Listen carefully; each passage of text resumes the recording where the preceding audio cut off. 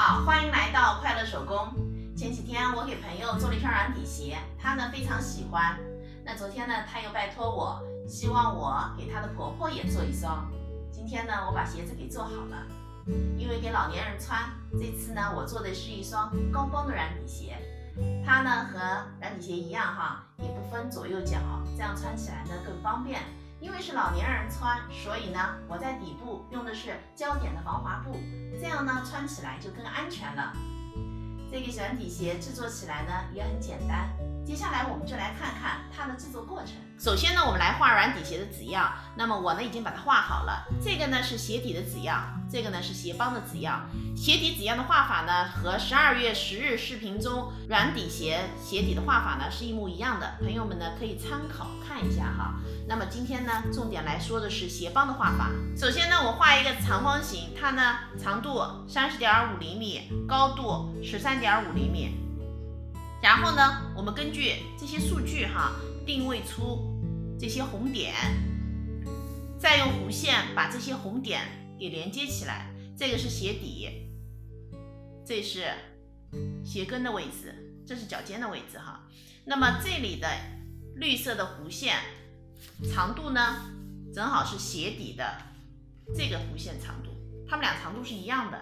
然后在画弧线的时候呢，在这儿也跟大家交代一下，我们画弧线的时候，看上去像这个，看上去是直线，其实它不是直线，咱们略微是要有弧度的，因为这些线条略微有点弧度呢，做出来的鞋子穿上去呢会更加合脚舒适。今天的纸型呢是根据我脚大小进行制作的，我的脚呢是38码，基本上这里的高度哈，它不会有太多的改变，那改变的呢也就是这儿个绿颜色的长度。现在呢，根据这个纸型哈，我们呢剪出映衬，把它烫在面料上。根据纸型，我把材料剪好了。这些呢是一只鞋子的材料哈，它们俩都是鞋帮的材料。这个里子需要2份，面子需要2份。这个呢是鞋底的材料，里子、面子各1份。接下来我们说一下今天我用到的面料。这个里子面料我用到的是一个珊瑚绒的面料，那么做里子呢，在里边会很软。这个呢是格子的全面棉麻。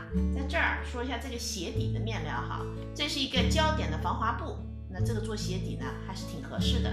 接下来我们就可以开始缝纫了。首先呢，我们拿出鞋帮的材料，正面和正面相对哈，我们缝这条线和这条线，那就是图纸中这一点到这一点的线和这一点到这一点的线。那里子、面子做法都是一样的，我们呢都把它缝上。鞋帮的里子、面子这2条线呢都车好了，现在我们把面子翻到正面，搁进里子里哈。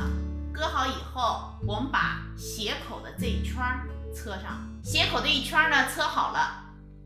现在我们把里子和面子分开哈，然后呢，我们在这儿分别车上鞋底的里子和面子。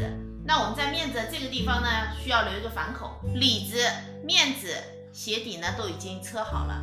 现在我从这个反口把鞋子翻到正面。